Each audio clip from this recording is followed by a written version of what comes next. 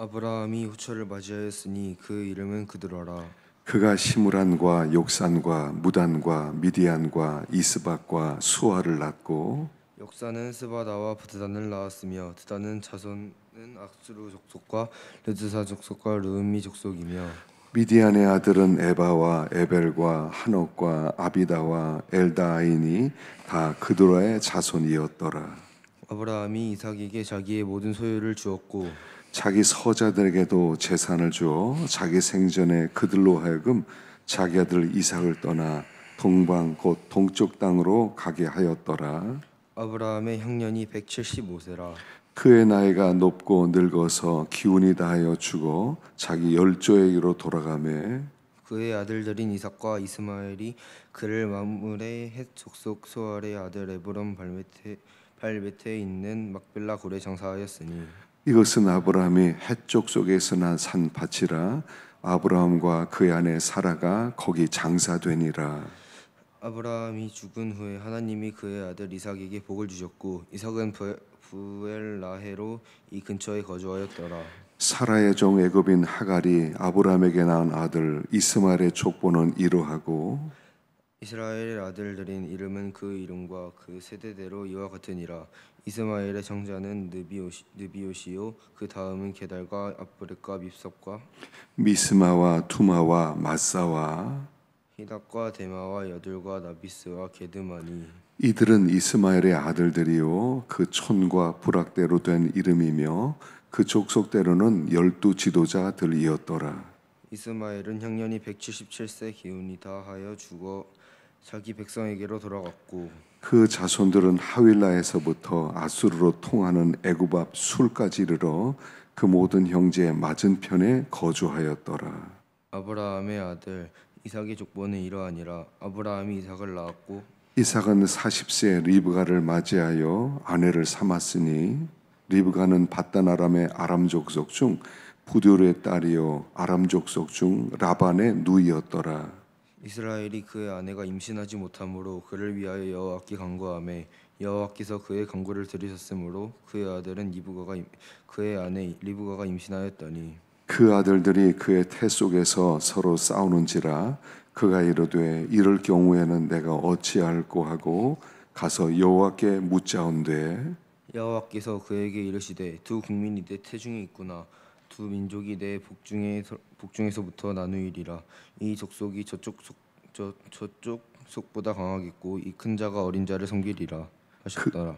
그 해산 기한이 찬즉 태에 쌍둥이가 있었는데 먼저 나온 자는 붉고 전신이 털옷 같아서 이름이 에스라 하겠고 후에 나온 아우는 손에서 에서의 발꿈치를 잡았으므로 그 이름을 야곱이라 하였으며 리브가가 들을 낳을 때 이삭이 60세였더라.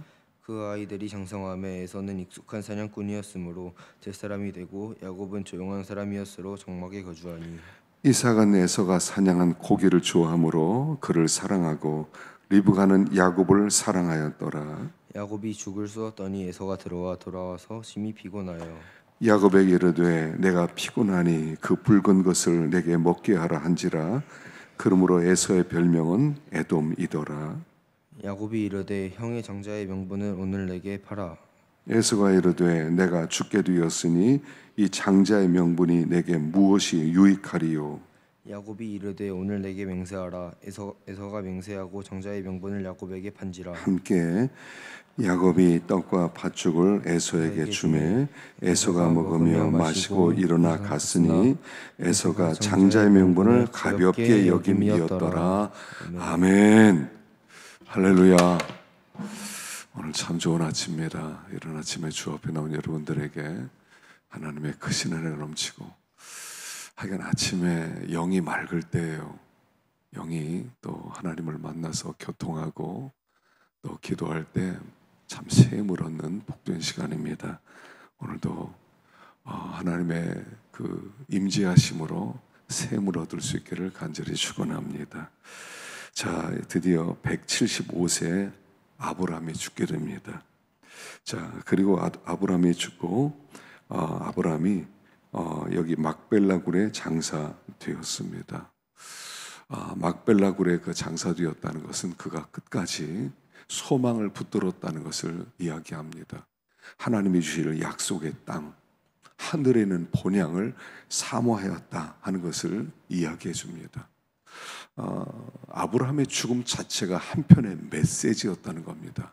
그는 하나님께 부름을 받고 그리고 지시하는 땅으로 향해서 달려갔는데 그 달려가는 그 삶 끝까지 그의 자손들에게 이 약속을 남긴 것입니다. 그래서 막벨라굴에 그가 장사되었다는 것은 그는 끝까지 하늘나라 천국을 사모하는 사람이었다는 것을 보여주고 있습니다. 그리고 그 하나님께서 이삭에게 또 복을 주세요. 아브라함 여러 자손들이 있습니다. 사라가 죽은 다음에 후처를 얻었는데 후처를 통해서도 여러 자녀들을 낳습니다. 이스마엘도 낳았습니다. 그런데 하나님의 축복이 이삭으로 연결됩니다. 자, 우리는 죽더라도 하나님의 언약은 계속 된다는 것입니다. 하나님의 일하심은 계속 된다는 겁니다.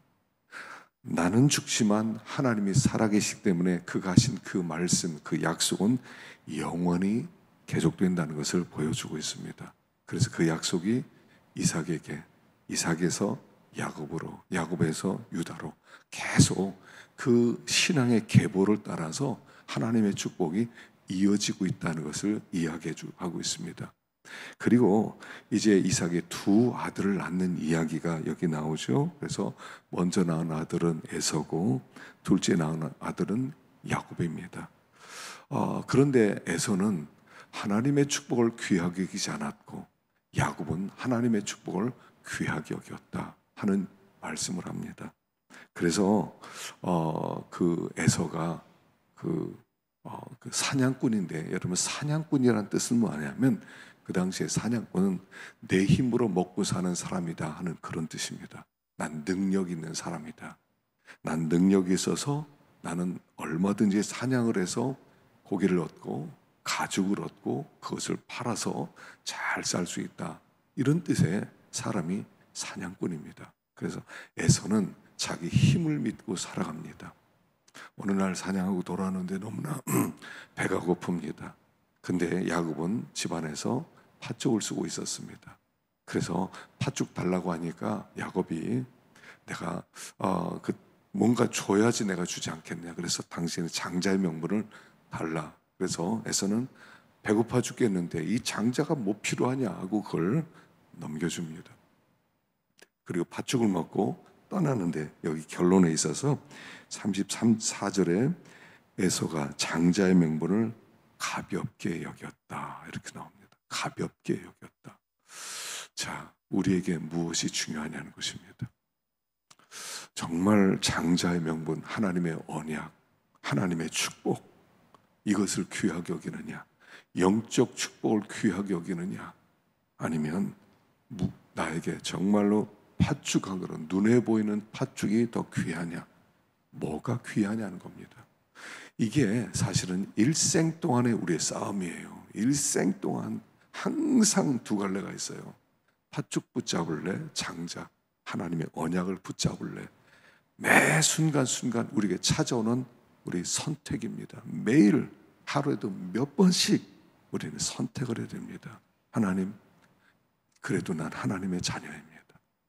하나님, 저는 천성을 향한 나그네입니다. 이걸 계속 붙잡는 거예요. 한번 선택했다고 끝나는 게 아니에요. 계속 하나님을 선택하는 것입니다. 무엇이 나에게 정말 소중한 보배냐 하는 거예요. 하나님의 보배냐? 말씀이 보배냐? 언약이 보배냐? 아니면 눈에 보이는 것, 팥죽 같은 것, 당장 내 배를 채울 수 있는 것, 그게 나한테 귀한 거냐? 이 싸움을 우리는 일생 동안 해나가는 것입니다. 그래서 계속 약속을 붙드는 거예요. 약속을 붙들고 또 약속을 붙들고. 하나님의 자녀입니다. 나는 이 소망 가운데 살아갑니다. 하늘나라가 우리의 본향입니다. 이걸 붙드는 사람, 그가 하나님의 자녀다 하는 것을 보여주고 있습니다. 마태복음 24장 봉독해 주시기 바랍니다.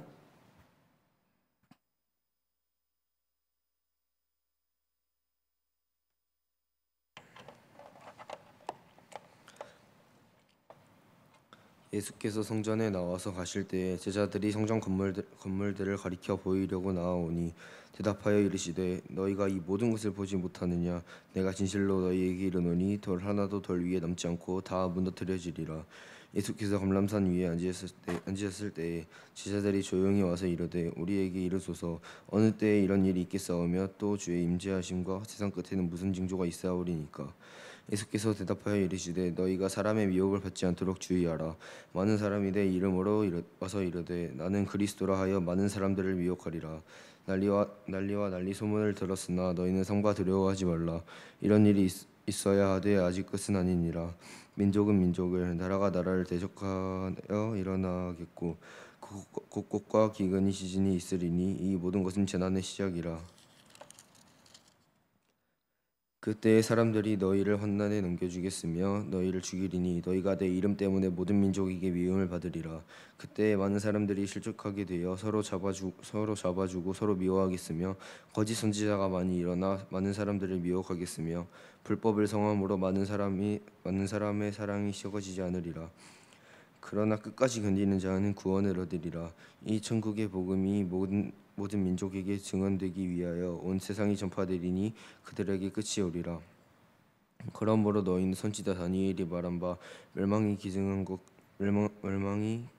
것이 다른 거룩한 곳에 선 것을 보이거든. 그때 유대에 있는 자들은 산으로 도망할지어다.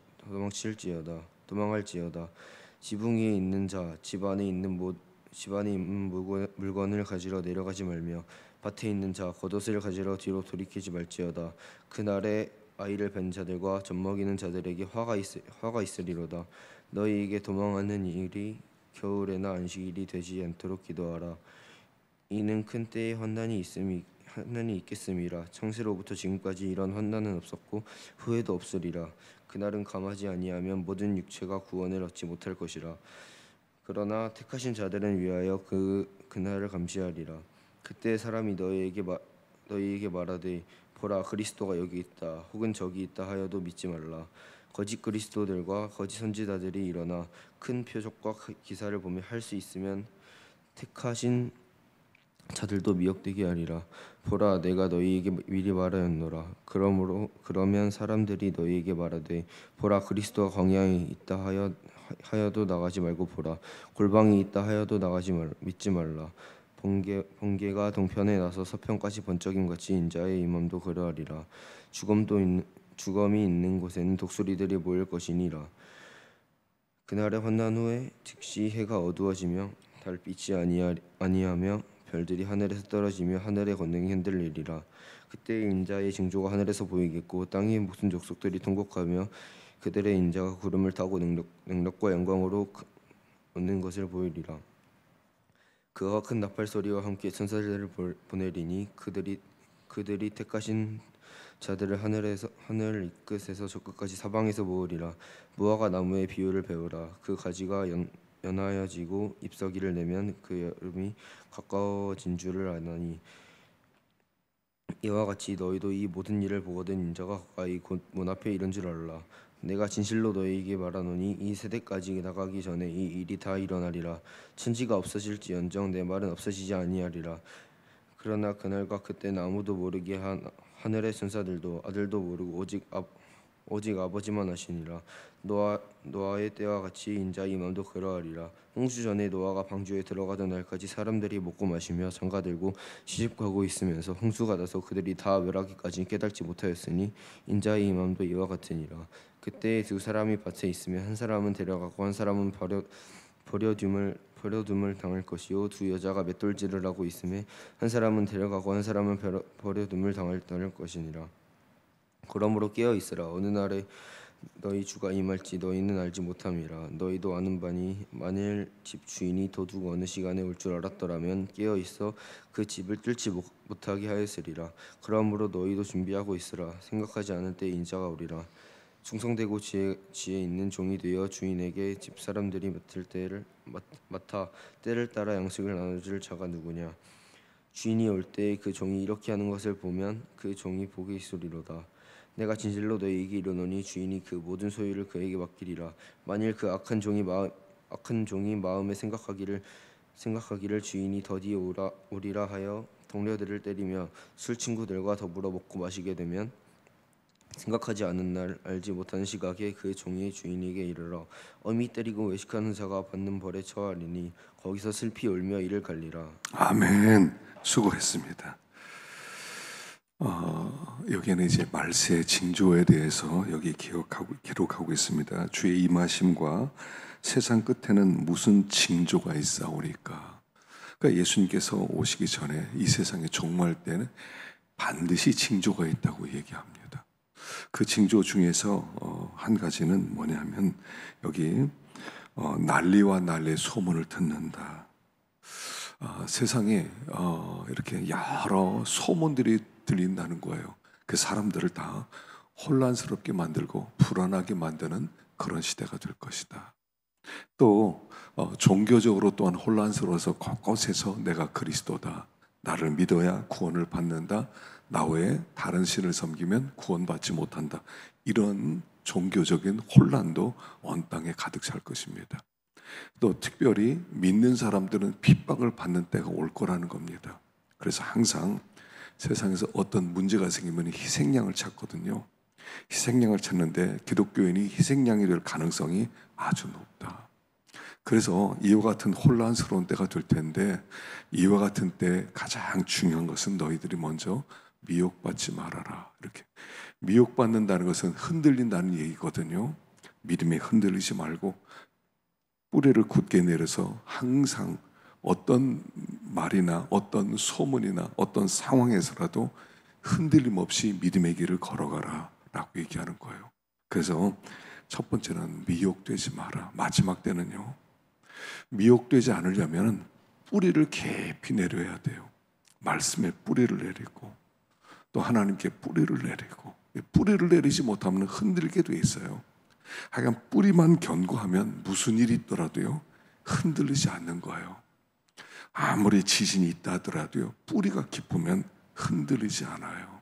그래서 첫째는 말씀에 뿌리를 내리고 미혹받지 마라. 어떤 말에도 쉽게 요동하거나 흔들리지 마라.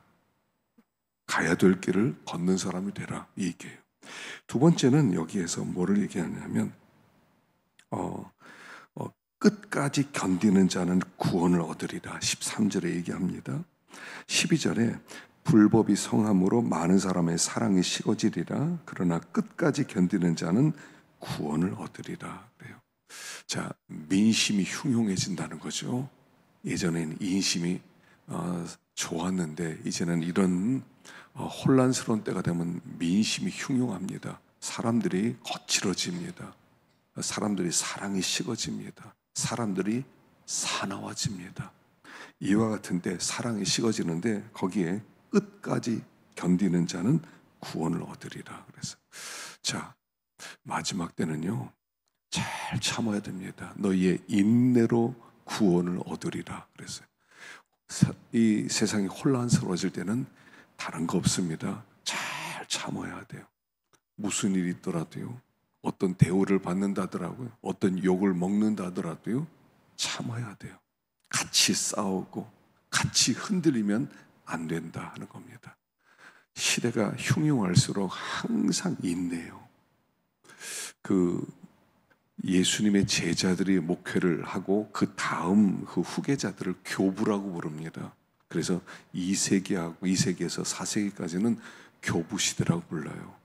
교부 시대에 기록들이 많이 있는데 그 기록들을 연구한 분이 그 당시에 교부들이 제일 많이 설교했던 제목들을 추려봤어요. 그러니까 2세기에서부터 4세기까지 기독교가 제일 핍박을 받을 때예요. 마치 예수님의 재림 때처럼 굉장히 어려웠을 때예요. 무슨 설교를 제일 많이 하는가 봤더니 인내하라는 설교를 제일 많이 하더래요. 인내해라, 참아라. 거의 모든 설교가요 참아라 그랬대요. 전도해라 이런 설교는 한 편도 없더래요. 한 편도. 근데 인내하라 하는 그 설교가 안 믿는 사람들에게는 전도가 되었다는 거예요. 예수 안 믿는 사람이 무엇을 보고 감동하겠냐는 거예요. 성도들의 무엇을 보고 감동하냐는, 예수 믿어라 그리고 뭐 섬기고 물론 다 좋지만 그들이 그런 상황 속에서 인내하는 모습을 보면서 저거 진짜다 이러고 그 당시에 복음이 전파되었다는 거예요. 세상 사람들은 복음을 보고 싶어 해요. 듣고 싶어 하는 게 아니라 보고 싶어 해요. 무엇을 보는 거예요? 참는 모습을 보는 거예요. 예수님을 십자가에 못 박은 백부장이 예수님이 이렇게 죽으심을 보고 그는 진실로 하나님의 아들이었도다. 뭘 봤어요? 십자가에 죽으시면서 끝까지 참는 모습을 보셨어요. 한 번도 욕하지 않고 저주하지 않고 원망하지 않고 그 모습을 보면서 그는 하나님의 아들이다. 이렇게 얘기했다는 거예요. 여러분 마지막 때입니다. 마지막 때는 한 가지요. 참으셔야 돼요.